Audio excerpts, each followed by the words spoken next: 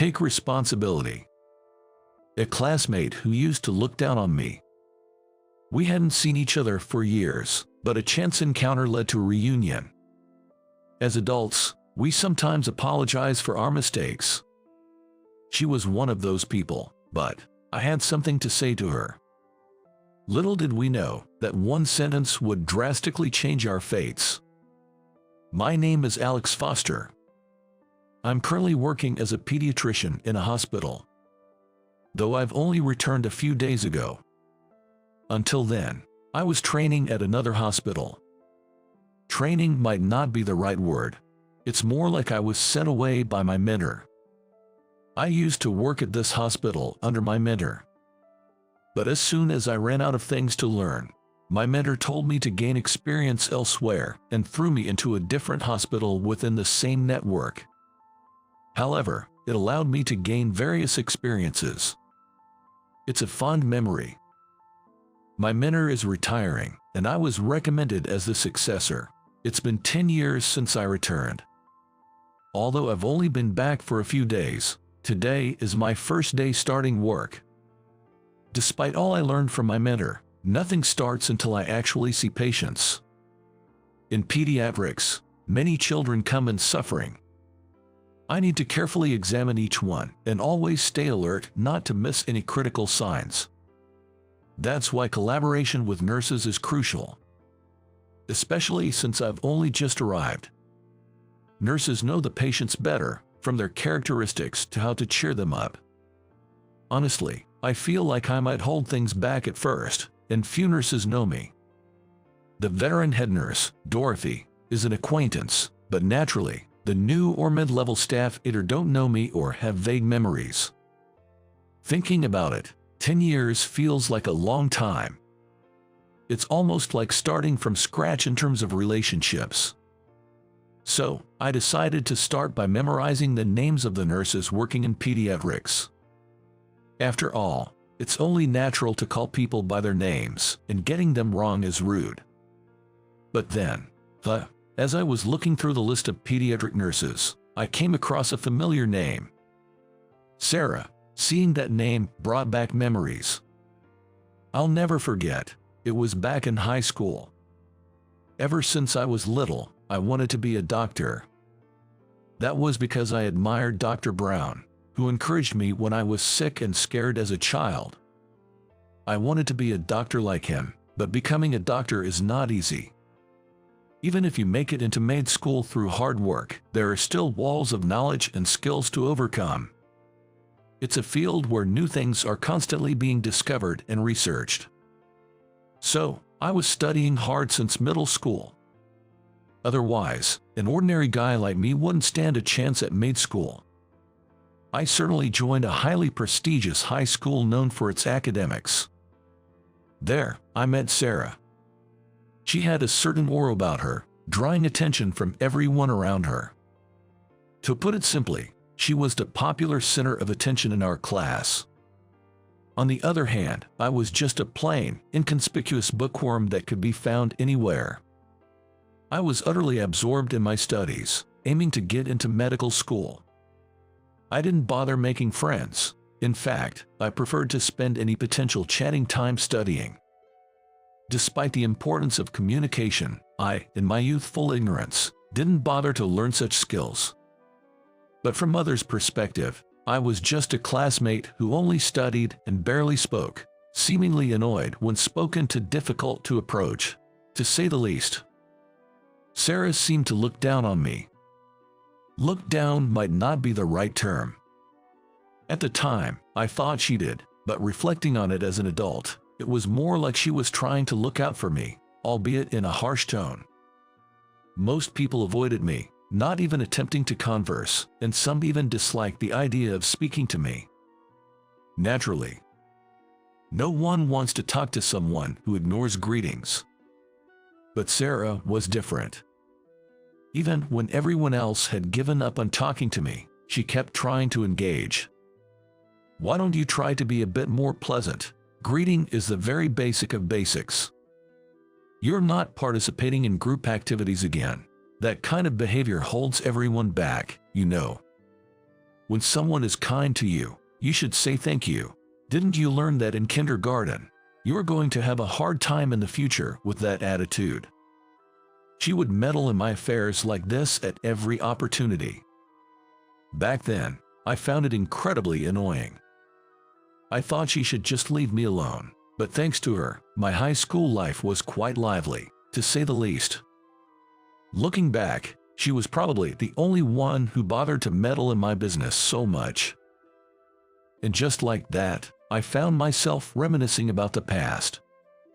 It's unbelievable to think that someone with the same name would be in the same workplace, let alone the same department. Such coincidences do happen, it seems.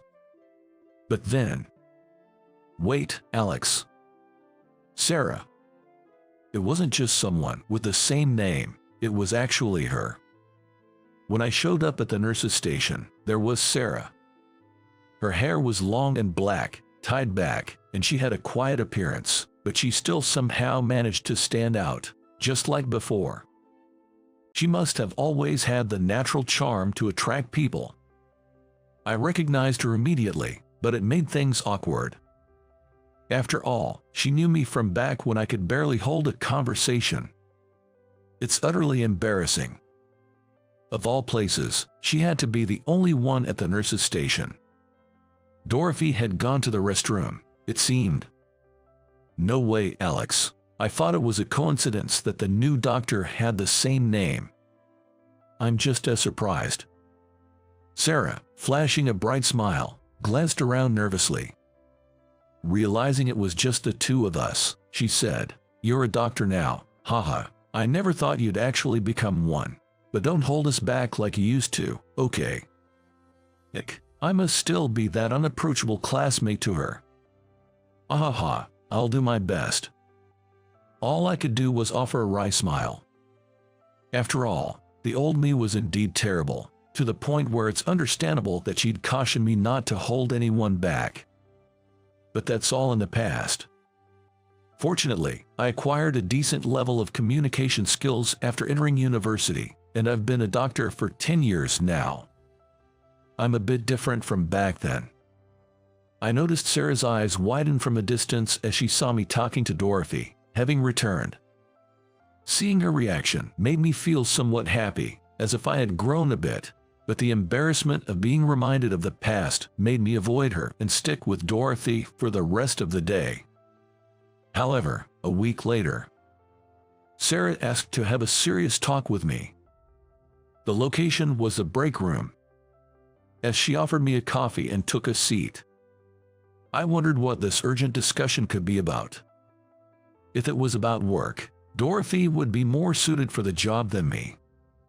What could she possibly want to talk to me about? I didn't have the best impression of her, but if it was work-related, I had no choice. It might have been something difficult for her to discuss with other nurses. With that thought, I was ready to listen. But Sarah hesitated, fidgeting and unable to start. Just when she seemed nervous and downcast, she suddenly apologized. "I'm really sorry for my disrespectful behavior." What? I was taken aback by her unexpected apology. This was a surprise to me too. It's fine. I wasn't bothered by it. That's not the point. You've been avoiding me ever since, Sarah said, looking down. I realized I had inadvertently caused a misunderstanding by avoiding her to not be reminded of the past. See, I've always been meddlesome, right? Even though I knew you found it annoying, I kept talking to you. I said things like "don't hold us back," out of habit, which was incredibly rude considering the effort you were putting into becoming a doctor. I've been wanting to apologize, but you've been avoiding me. Sorry. I just remembered the past. I explained to Sarah how I neglected communication in the past, and how being reminded of that now made me feel embarrassed. The past me was pretty bad, wasn't it? Having someone from the past at work makes things a bit awkward for me. So, that's how it was. I thought I had offended you. Not at all. If anything, I'm grateful, I said, clearing my throat and checking if anyone was around. What I was about to say was a bit embarrassing. Actually, I'm still pretty new here and things have changed a lot since the old days, so I'm honestly still a bit confused. Dorothy is busy too, and I don't have many people I can talk to without reserve, so I was hoping for your support. Perhaps she had intended to assist me all along. With that thought, I suggested this to Sarah, and she widened her eyes in surprise, laughing. You really have changed. You used to hate even talking. Her smile was stunningly beautiful, and it took me by surprise. No, I shouldn't get any weird ideas. Sarah is a single mother after all. Just yesterday, her son wasn't feeling well, and she had to take an emergency day off. It's silly for me, a single man, to be charmed by Sarah, who is busy raising a child. Sure, Sarah might be single now, but that doesn't mean she doesn't have a partner in mind for remarriage. I shouldn't look at an old acquaintance with rose-colored glasses. I was determined to stick to this resolution, but it would soon crumble. This happened about half a year after I joined the department. As it got colder, the number of children catching colds increased, making the pediatric department busier. During this time, Sarah was no exception. Her son's ill health led her to leave work early on several occasions. And in the past few days, she had been taking some time off, which started to concern me. Though she must have a regular doctor, hearing that an old classmate's child is unwell naturally made me concerned. In the past 6 months, Sarah had been a great help to me. With her natural charm, she was popular among the nurses and had a lot of influence. That's why she was quick to notice any dissatisfaction among the nurses and often provided me with valuable advice. I have my own way of doing things, but I don't want to cause confusion in the field. In the process of finding methods that work well for everyone, Sarah's information gathering proved to be incredibly valuable. That's why I felt the desire to repay her kindness in some way. Still, I hope her son is all right. These thoughts occupied my mind as I worked through the night shift. Since our patients are children, we conduct night shifts to prepare for any sudden changes in their conditions. But tonight, I was called to the nurse's station. Apparently, Sarah had called. It was past 10 p.m. What could it be at this hour? Hello, this is Alex. Alex, what should I do, my son? Sarah was clearly distressed. Her voice trembled, and I could tell she was probably crying. From her panic, I sensed that the situation was dire. Calm down, Sarah. What happened to your son? He's vomiting blood. I tried to call an ambulance, but all the nearby ones are out. Vomiting blood. Your house is close to the hospital, right? I'll make arrangements with the emergency department, so bring your son in immediately. After asking Sarah about her son's age and symptoms, I gave her these instructions and hung up. Today was Sunday, and at this time, it would take a while for an ambulance to arrive. Since their house was close and she could transport him by herself, that seemed like the better option. I immediately went to set things up with the emergency department at the hospital. Knowing the symptoms in advance makes it easier to respond. After relaying the information I received, I made all the necessary preparations and waited for Sarah's arrival. Soon after, Sarah rushed in, carrying her 5-year-old son. Her face was pale, and her confusion was evident. No matter how accustomed one is to seeing sick children at work, it's understandable to be shaken when it's your own child. How long ago did he start vomiting blood? Were there any other symptoms? I don't know. He suddenly started coughing and then vomited blood. He seemed a bit unwell before, but I never expected it to get this severe so suddenly. Got it. Let's have a look at him. Sarah, try to calm down. If you remember anything else, let me know right away. I tried to soothe her, who was pale with fear, and headed to the examination room. A few days later, it turned out that Sarah's son, Tyler, had developed severe pneumonia. It started as a common cold, But Sarah's parents had given him cold medicine in an attempt to help, which delayed the discovery of his condition. Moreover, Tyler himself didn't want to trouble his mother and didn't mention his symptoms, making things worse. Early detection is crucial for children's colds. While it's fine to administer cold medicine when you know it's a cold, taking it unknowingly to suppress symptoms can lead to severe conditions by the time it's noticed. Over-the-counter cold medicines only alleviate symptoms. They don't cure the root cause. In this case, the deterioration was likely due to Sarah being unaware of the actual condition. Fortunately, because she brought him to the emergency department quickly, they were able to treat him, and the medication worked. After some time in the hospital, his condition began to improve. "Thank you so much for everything. I'm sorry for panicking like that." "It's fine. That's a normal reaction. Any mother would worry if her beloved son suddenly fell." Besides, Sarah had only recently gone through a divorce. It was due to her ex-husband's infidelity last year, which must have been stressful for Tyler, possibly exacerbating his illness. Regardless, she was relieved that he was on the mend now. However, she insisted on personally thanking me. I was in such a panic. It never occurred to me that I could just bring him to the hospital myself since we live so close. You calmed me down and extracted the necessary information. And to think, you used to be so bad at talking to people. You've really grown up. And I have to admit, it's a bit frustrating. She said this with a smile. Her clear skin and sparkling smile were beautiful, and I caught my breath. I remember, I used to find Sarah annoying, but I could never really dislike her. That's what I never forgot about her, and just seeing her name brought back memories. So, my high school life wasn't disliked but noisy because, deep down, I had feelings for her. Realizing this at my age, I must be incredibly dense. It's a chance for gratitude. While I don't see it as an opportunity, I do want to get along better with Sarah, given the chance. So, I gratefully accepted her offer of thanks, but I'm mindful of the fact that she's a single mother. I made sure to be considerate about that aspect. Thus, when Sarah invited me for a meal as thanks, it turned out to be at her place. I was a bit surprised, but Sarah and I are old classmates, and there's nothing inappropriate about our relationship.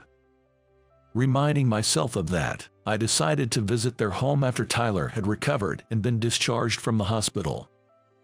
I brought a gift to celebrate Tyler's discharge from the hospital.